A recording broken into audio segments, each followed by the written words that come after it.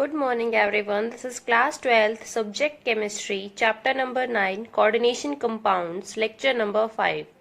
In this lecture I will be discussing the homework solution of lecture number 3 and 4. That is questions related to isomerism in coordination compounds and valence bond theory. First question is list various types of isomerism possible in coordination compound giving an example of each. So, in coordination compounds, there are two types of isomerism, that is structural isomerism and stereoisomerism. And in structural isomerism, there are four types: ionization isomerism, solvate isomerism, third is linkage isomerism, and fourth is coordination isomerism. And in stereoisomerism, there are two types: geometrical isomerism and optical isomerism. So this we had already discussed in lecture number 3. So you can write down the example from lecture number 3. Now question number 9 is how many geometrical isomers are possible in the following coordination entities. So first complex is Cr C2O4 thrice 3 negative. This can also be written as chromium OX, that is oxalate 3 negative. So here in this complex there is only one type of ligand, and for geometrical isomers, that is geometrical isomers exist in those complexes which have more than one type of donor atoms. But here in this complex there is only one type of ligand, that is oxalate, and this ligand is didentate ligand. So in this case no geometrical isomers exist. Now second part is CONH3 thrice Cl3, that is the name is triamine trichlorido-cobalt, and the oxidation number of cobalt is +3. Now this complex is octahedral complex. Here 3 ammonia molecules and 3 chloride ions are directly attached with cobalt. So this is octahedral complex. Coordination number is 6. Now this complex is of the type Ma3B3, that is Ma3B3 type. Now here in this case we have two types of ligand. Therefore, in this complex, geometrical isomers exist, and two isomers, that is facial and meridional isomers. So here are the structures of facial and meridional isomers. Now question number 10 is draw the structures of the optical isomers of following complexes. First complex is chromium C2O4 thrice 3 negative. C2O4 is a didentate ligand, that is this is oxalate ligand, and therefore we can also write this complex as CrOX thrice 3 negative. So here in this complex the oxidation number of chromium is +3. Now oxalate is didentate ligand, therefore coordination number of this chromium is 6. Because one oxalate ligand, it can donate through two sides, therefore 6 sides, or you can say that 6 donating sides are used in the formation of coordinate bond with chromium atom. So this is the structure of this complex. Now when we put mirror in front of this complex, the mirror image that is formed by this complex is non-superimposable on this. So when we place a mirror in front of this complex, so non-superimposable images are formed, and therefore this complex is optically active and optical isomers exist for this complex. Second complex is PtCl2 En twice 2 positive. Now here in this complex two forms exist, that is two geometrical isomers exist, cis and trans. And trans is optically inactive, whereas cis form has optical isomer. So this is the cis form of this complex. Here the coordination number is 6, that is octahedral complex. En is a didentate ligand and Cl is chloride ligand. So this is the structure of this complex. Now when we place mirror in front of this, so we will get mirror image of this complex, and this mirror image is non-superimposable on this complex. That is, when we place mirror in front of this complex, non-superimposable images are formed, and therefore this form has optical isomers. Third complex is the complex of chromium CrNH3 twice Cl2En. Now this is of the type Ma2B2 and AA. This En is a didentate ligand, so this is the structure of this complex, and when we place mirror in front of this complex, so here the mirror image is non-superimposable. Therefore this complex also exhibit optical isomers. So these are the optical isomers of each other. That is, when we place mirror in front of this complex, so here we are getting non-superimposable mirror images, and therefore we can say that this compound or this complex is optically active. Next question is question number 11. Draw all the isomers, geometrical and optical, of the following complexes. First complex is COCl2En twice positive. So this is the cationic complex. Here cobalt is a central atom, 2 chloride and 2 ethane 1,2-diamine molecules are acting as ligand. Now En is didentate ligand, so coordination 2 ethane 1,2-diamine molecule means they will donate through 4 sides. So here coordination number is 6 for this cobalt. That is 6 coordinate bonds are formed, 4 by this ethane 1,2-diamine and 2 coordinate bond by these 2 chloride ions. So here in this complex 2 geometrical isomers exist, that is cis and trans, whereas the trans form is optically inactive and the cis form is optically active. So first of all we will draw the trans isomer. So here is the trans isomer of this complex, and as in this complex there are 2 types of ligand, therefore it can exhibit geometrical isomerism. So this is the structure of trans isomer of this complex, and when we place mirror in front of this complex, so what will happen? Its mirror image is formed, and this mirror image is superimposable on this complex. Therefore here we are getting superimposable mirror images, and that is why trans isomer is optically inactive, or we can say that this trans isomer does not have optical activity. Now next is cis form of COCl2En twice positive. So here these 2 chloride ligands are adjacent to each other, and this is the cis form of this complex. Now in octahedral complexes these 4 bonds are in the plane, and this one is above the plane and this is below the plane. Now this is the cis form of this complex. Now when we place mirror in front of this complex, so here we are getting non-superimposable mirror images. That is, these 2 are not superimposable on each other, and therefore the cis form is optically active form. Now second part is CONH3Cl En twice 2 positive.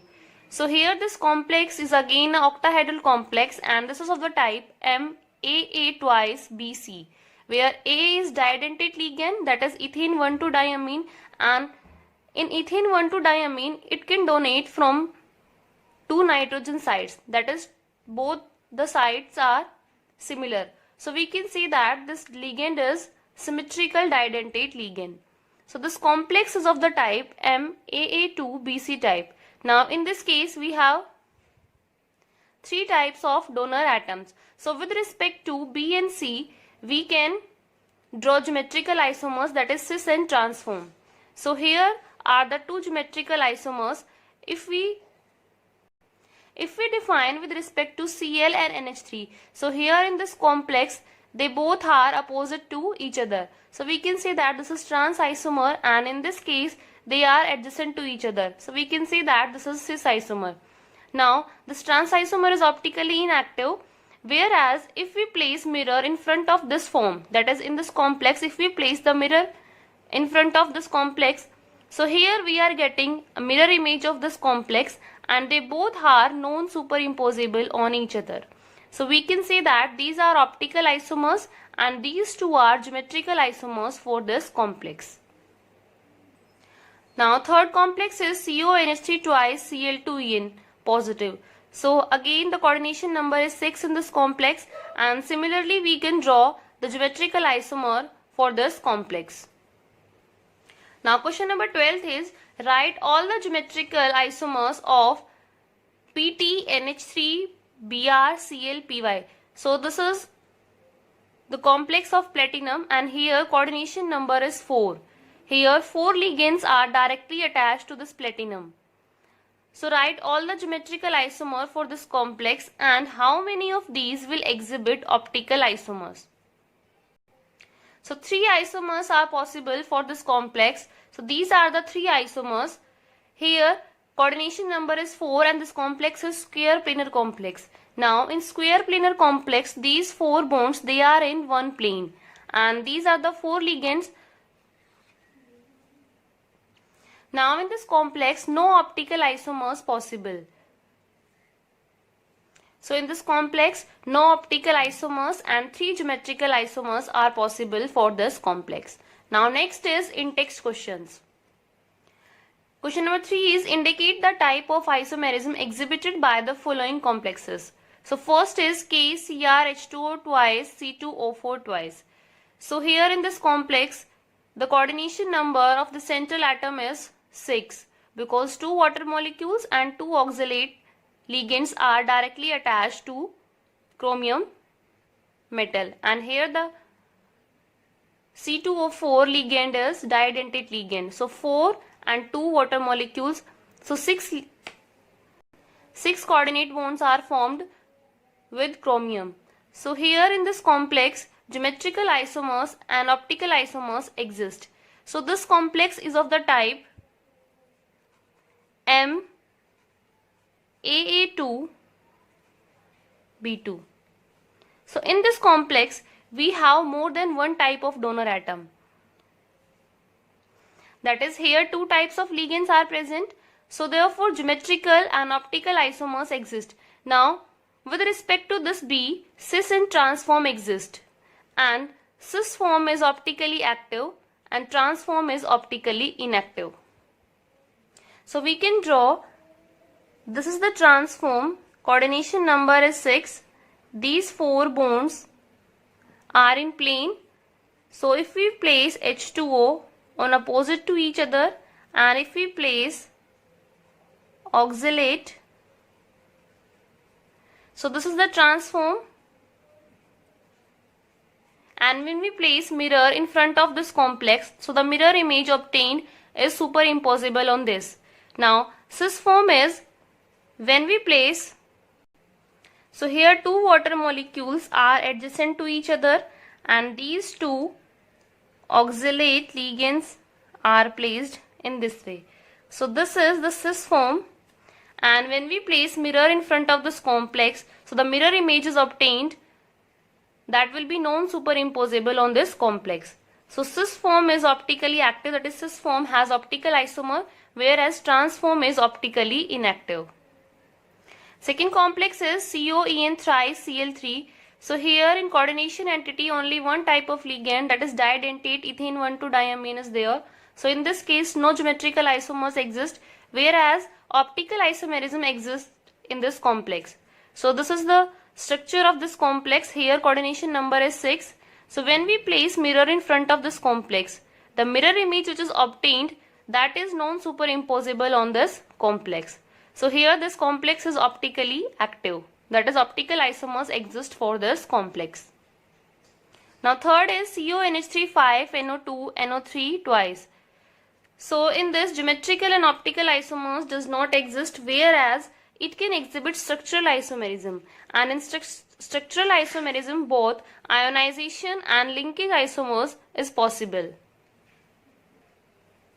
Next is fourth is PTNH3H2OCl2. So this is the square planar complex of platinum, and here it is of type Ma2Bc. So here 3 type of donor atoms are there and M is the central metal. Now in this case, with respect to Cl2, we can define cis and trans isomers. So in this complex, geometrical isomers exist, that is cis and trans form. So when these 2 chloride ions are adjacent to each other, so this is cis form, and when these 2 chloride are opposite to each other, then this is trans isomer. So in this case, geometrical isomers exist, and these are the structures of geometrical isomers of this complex. Now next is question number 9.4. Give evidence that CONH3,5Cl SO4 and CONH3,5SO4Cl are ionization isomers. So ionization isomers are those which give different ions in solution although the composition is same. Now here in first complex in solution it will give SO4 2 negative ion, and in second case this complex will give Cl negative ions. Now when we treat both the complex with silver nitrate. So in first case there is no reaction of this complex with silver nitrate. Whereas in second case this complex it will give Cl negative ions in the solution, and these Cl negative ions they will react with Ag, and therefore in solution precipitate of silver chloride will form. So this is the evidence by which we can see that these two are ionization isomers. Now next is homework solution of lecture number 4. First question is aqueous copper sulfate solution which is blue in color gives a green precipitate with potassium fluoride and a bright green solution with aqueous KCl. Explain. And the answer for this question is aqueous copper sulfate solution exists as CuH2O4SO4 which has blue color due to this coordination entity. Now when we treat this complex with potassium fluoride, so these water ligands they are replaced by fluoride ions, and this is the complex formed when we treat this complex with potassium fluoride, and therefore green precipitate is observed when we treat aqueous copper sulfate with potassium fluoride. This is the reaction. Copper sulfate plus potassium fluoride is giving K2CuF4 plus K2SO4. Now second part is a bright green solution with aqueous potassium chloride is obtained. So here is the complex CuH2O4 2 positive. Now when we treat this with potassium chloride, so here again H2O is replaced by chloride ion, and therefore 4 water molecules are replaced by 4 chloride ions, and here we are getting green solution. Next question is question number 14. What is the coordination entity formed when excess of aqueous KCN is added to an aqueous solution of copper sulfate? So when we add excess of KCN to copper sulfate, so here this compound, coordination compound is formed, that is K3CuCN4. Now here in this complex, coordination complex, the coordination entity is CuCN4 3 negative. Next part is why is that no precipitate of copper sulfide is obtained when H2S gas is passed through this solution. So there is no precipitate of copper sulfide when we pass H2S gas through this solution.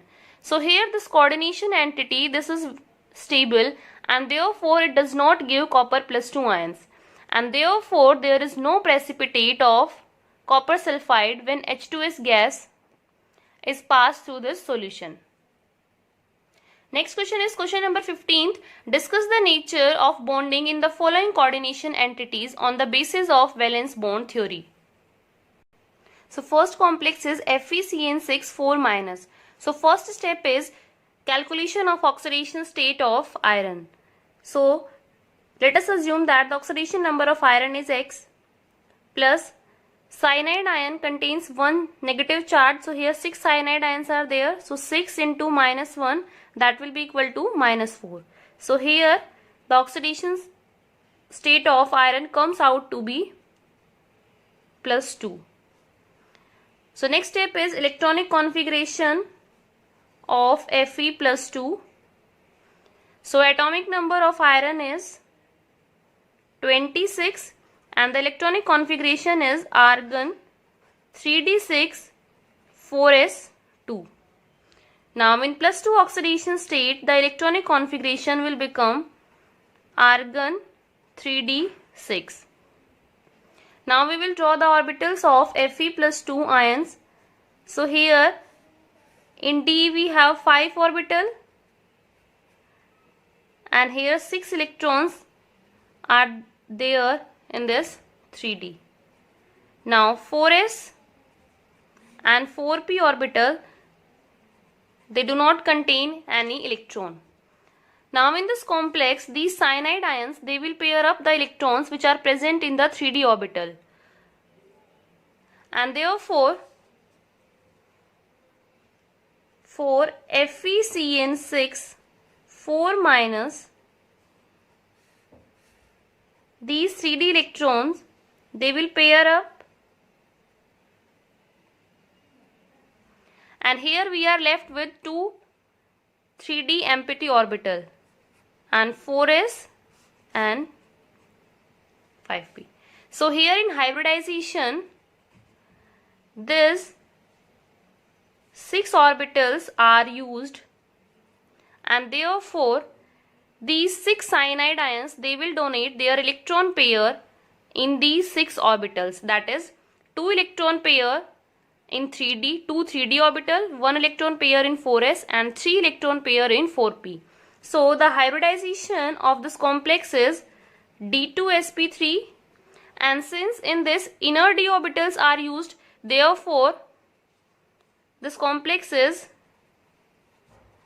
inner orbital complex. And if magnetic character is also asked, then we can tell that this complex is diamagnetic in nature because it does not have any unpaired electron. So here 6 cyanide ions, they will donate their electron pair in these orbitals. And here 6 cyanide molecules are directly attached with iron, so coordination number is 6. Next is Fe(F6) 3 negative. So here the oxidation number of iron is +3, and here 6 fluoride ions are directly attached with iron, so coordination number is 6. Now these are the orbitals of Fe+3. In 3d it has 5 electrons, and in 4s and 4p it has no electron. Now these fluoride ions, they will not pair up the electrons which are present in 3d. So in this case the iron, it will use its outer orbital, that is 4s, 4p and 4d. So here coordination number is 6, and for coordination number 6 the hybridization is sp3d2 if the central metal ion uses its outer d orbital. So here the hybridization is sp3d2. 6 fluoride ions, they will donate their electron pair in 4s, 3 4p and in 2 4d orbital. And here outer orbitals are used, therefore it is also known as outer orbital complex. And in this case 5 unpaired electrons are there. Next is the anionic coordination entity of cobalt. Here oxalate ion is acting as a ligand.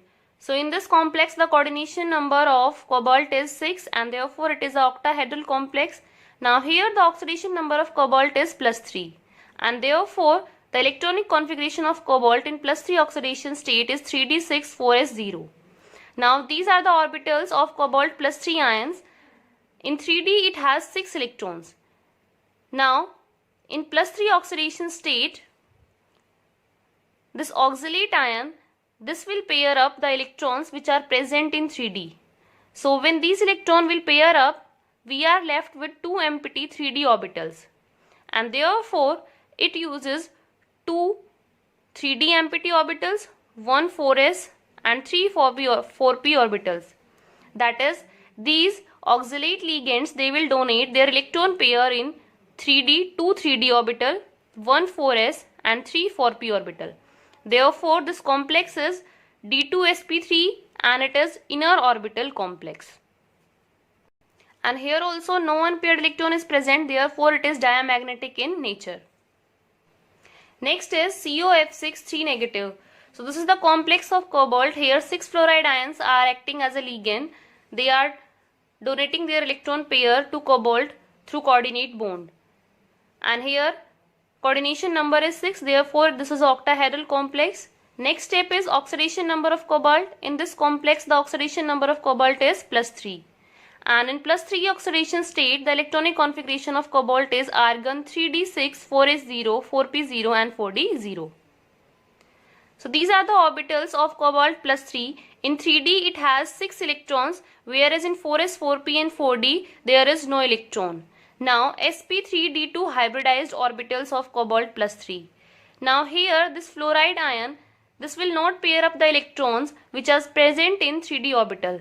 Therefore, in this case, cobalt uses its outer orbital, that is 4s, 4p and 4d for the hybridization. And therefore, 6 empty sp3d2 hybrid orbitals are used for bonding, and these 6 fluoride ion, they will donate their electron pair in these 6 orbitals, 1 4s, 3 4p and 2 4d. So the hybridization of COF6 3 negative is sp3d2 and it contains unpaired electron, therefore it is paramagnetic in nature and it is a octahedral complex. Now next question is, chromium NH363 positive is paramagnetic while NiCN4 2 negative is diamagnetic. Explain why. So this can be explained on the basis of valence bond theory. In first complex, 6 ammonia molecules are directly attached with chromium. So here in first complex, coordination number of chromium is 6 and it is a octahedral complex. Whereas if we talk about NiCN4, so here coordination number is 4. So we will explain the paramagnetic and diamagnetic character on the basis of valence bond theory. So first is, for octahedral complex, chromium NH3 6. So here in this complex, oxidation number of chromium is +3 and in +3 oxidation state, the electronic configuration of chromium is argon 3d3, 4s 0. Now these are the orbitals of chromium +3. Now here 2 vacant 3d orbitals are present and therefore it will use these 2 3d orbital, 1 4s and 3 4p for the hybridization. So here in this case, the hybridization is d2sp3 and it contains 3 unpaired electron. That is why it is paramagnetic in nature. Whereas in case of NiCN4 2 negative, coordination number is 4. Now here in this complex, oxidation number of nickel is +2 and in +2 oxidation state, the electronic configuration is argon 3d8. Now these are the orbitals for nickel +2. In 3d it has 8 electrons, whereas 4s and 4p does not contain any electron. Now these are the dsp2 hybrid orbitals used by nickel +2 for the formation of this complex. Now these cyanide ions, they will pair up the electron which are present in these 2 orbitals. So this electron will pair up with this electron and we are left with one empty 3d orbital. So in the hybridization, it will use 1 3d, 1 4s and 2 4p orbital. So these are the 4 hybrid orbitals. Now in these 4 hybrid orbitals, Cn negative ions, they will donate their electron pair. And therefore the hybridization is dsp2 in this complex, and this complex has no unpaired electron. That is why it is diamagnetic in nature. So these are the questions of lecture number 3 and 4. Thanks for watching. The homework for today's classes, question number 23, 24, 28, 29, 30 and 31 of NCERT exercise. Please like and subscribe this channel.